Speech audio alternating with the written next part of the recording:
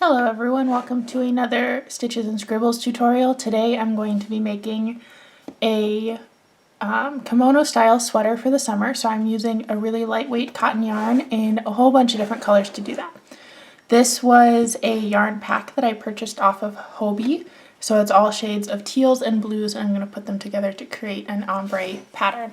Just to go over the yarn I'm using, this is Hobie's rainbow yarn in the 8-4. I did realize that there's multiple rainbow types of yarn in different weights. The yarn recommends using a crochet hook size 2.5 to 3.5 millimeter. I'm actually going to be using a 5 millimeter hook today because I want this to be more open and kind of lacy looking. So we're going to do it with that size hook. The colors I'm using, again, are all shades of teal and blue, and they did all come in one pack together. The other materials that you're going to need for this tutorial are scissors and yarn needles and all that to sew up ends at the end, but I would also recommend using a kimono style sweater or wrap that you already have to measure what size you want. I have some of those kind of chiffon, light, airy material ones, so I'm going to be using that to base my pattern off of. Alright, I did my chain stitches off camera because there was a lot of measuring involved, but I measured a kimono that I already had, and the length of it from shoulder to the edge was 26 inches. So I doubled that because we're going to be crocheting this all in one piece, and I ended up with 160 stitches for my original chain, which is quite a bit. But this is going to kind of fold over your shoulder, and we're going to leave an opening in the middle for your head to go through, and this will make a little bit more sense once we see it sewn up.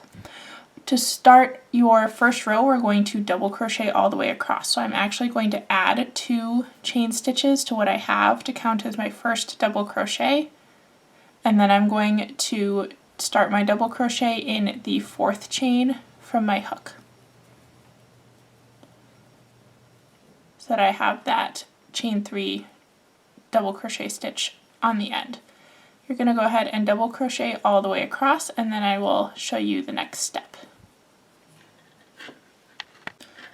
Once you have finished your first row of all double crochet, we're going to start our lace row. And for this whole pattern, you're going to be alternating between full rows of double crochets and rows of the lace stitch. So we're going to chain 3 to be our first double crochet, and I'm actually going to double crochet in the 2nd stitch as well because I like a little bit more of a solid base to sew into.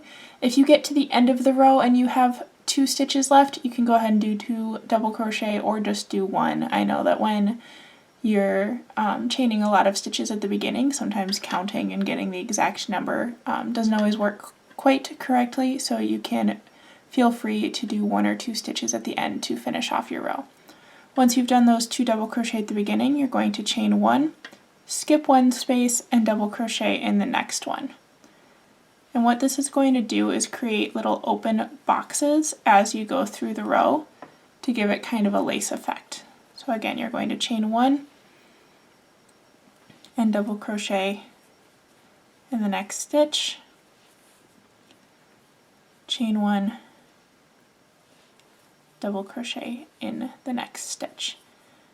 And you're going to do that all the way across. Before I continue though, I did want to show you the order of yarns I'm using. So I'm going to start with my teals and use all 4 of those. I'm not sure yet if I want to use my 2 white ones in the middle. It'll depend on how long it is once I get to this really pastel teal color. If I decide not to use the white, I might save those for a trim or for another project and go straight into my shades of blue. So the center of my kimono sweater, which is where your head would be and where the opening would be in the front, is going to be my lightest colors, whether I use the white shades or not. But I'm going to start with this dark teal and move through for my first half of the kimono. So you can go ahead and do your pattern all the way across, and I'll show you what it looks like when I have a couple rows done so you can start to see the effect of the stitch pattern. Alright, so I've actually done more than a couple rows because I've been enjoying this pattern so much, but I'm now on my 3rd color. So what I'm going to do is continue through my 4th skein and then use one of the white ones for the kind of center detail where we're going to leave half of it open for the neck hole and the opening of the cardigan. So you can see that as you work through the patterns, you get those solid rows of crochet and the lace rows, repeating to make kind of an all over eyelet look, which I think will be really nice for summer. So I'll pop back in when I'm halfway through and ready to start kind of the center detailing. Alright, so it is several days later and I have gotten a lot farther in my Ombre Kimono cardigan. As you can see, I have gotten through 4 complete colors of my little mini skeins. I'll kind of show what they look like again. So I have gotten through 4 of those. I did about 9 rows of each color. This left me with a little bit of extra, especially in the 3 sets of colors after the first one, because the first one had the original chain stitch that it was used for as well. So I ended up with 9 rows of each, and that also gave me some leftovers of each color that I can use for a different project. So I did 9 rows each of my first 4 colors, and I have done 1 row of just the white, which I did end up using for the center. The next thing that I did is, since I started off with 161 stitches, because I did go back and count, half of those stitches would be 80. So I have put a stitch marker in the 81st stitch. I am going to do 2 rows of double crochet only to the halfway point of the cardigan. And what this is going to do is kind of create the seam in the back that would be going like straight down the middle back of the cardigan, because we want the front to be left open so that you can put it on. The second part of this video will kind of be showing more about how to sew it up, but I will in the next few minutes show you how to do the kind of center seam for the back and how to continue on with the second half of the cardigan, which, if you remember from before, my second half of the cardigan is going to be all my shades of blue. This is my ball of all the leftovers that's sitting in there. So we're going to start double crocheting to the center, and I'm just going to do plain double crochet stitches for these rows because I don't want it to end up being asymmetrical when I have to start the other side.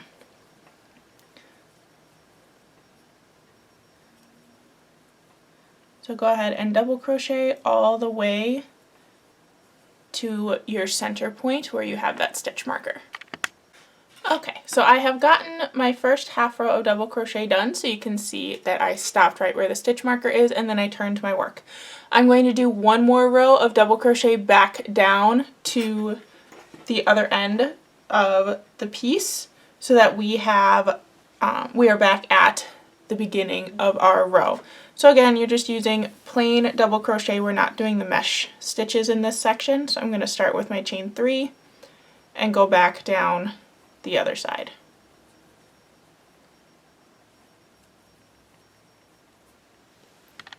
Alright, so now I'm back at the beginning of the row again, so it looks like I now have 3 rows of my white yarn, but really 2 of them are those half rows that only go to the middle.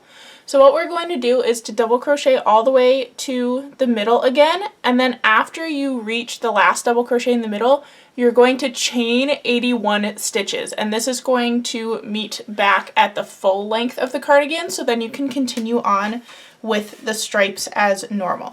So you're going to double crochet to the center, and then I'll show you what it starts to look like once you start making those chains. I am now back to the middle of the row. I can probably take that stitch marker out now, don't need that anymore. And now I'm going to chain 81 stitches to meet my work back at the other end of the full length of the cardigan.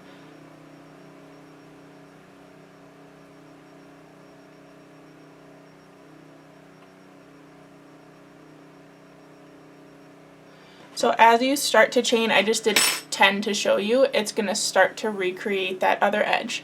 So go ahead and chain up to 81, and then I will show you the next step for the next row. I have now done my 81 stitches to match to the length of the other side, and now we're going to double crochet back for 1 row as normal. Because I chained 81, I actually need to add a couple stitches at the end so that this 81st stitch is actually my first stitch. So I'm going to chain 3 like I would to turn a row. I'm not going to double crochet in that 81st stitch because the chain 3 I just did counts for that. I'm going to double crochet here. So I essentially just double crocheted in the 4th chain from my hook in order to leave that one open at the end, and then you would just continue to double crochet all the way down.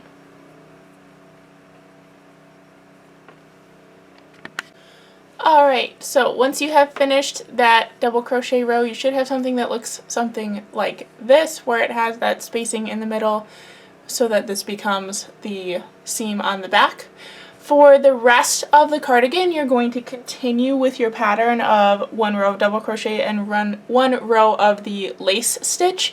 So when I start my next row, I'm going to start again with the lace stitch in my next color, which for me will be this light blue, so I can start moving into the blue shades of my ombre. If you're doing this in just one color, you would just continue crocheting and start the next row with the double crochet chain 1, leave 1 spacing pattern. The next part of this tutorial will come out 1 week from when this is posted, so make sure you check out the next video to see how to sew up the cardigan and add the finishing touches. I really like this project so far, and I'm really excited about how it's going to turn out. I think this is going to be a perfect sweater for like summer activities where you are sitting outside and it gets chilly at some point and you need something to warm up a little bit but not like a heavy sweatshirt. So I think this will be perfect for that. I hope you enjoyed the tutorial so far. Make sure you stick around for the next one next week, and I will see you then. Bye!